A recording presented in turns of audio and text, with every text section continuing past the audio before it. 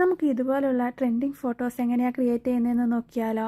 ഇതുണ്ട്, ഇതിപ്പോൾ ഞാൻ ക്രിയേറ്റ് ചെയ്ത കുറച്ച് ഫോട്ടോസാണ്. ഇതെങ്ങനെയാണ് ഞാൻ ക്രിയേറ്റ് ചെയ്തതെന്ന് ഞാൻ പറഞ്ഞുതരാം കേട്ടോ.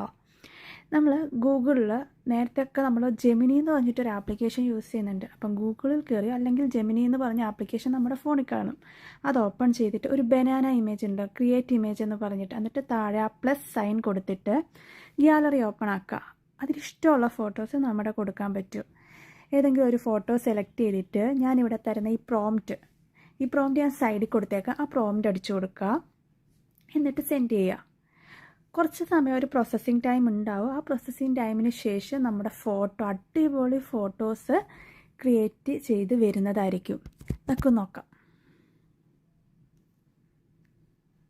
ഇപ്പോൾ കുറച്ച് സമയം പ്രോസസ്സിങ് ടൈം ഉണ്ട്.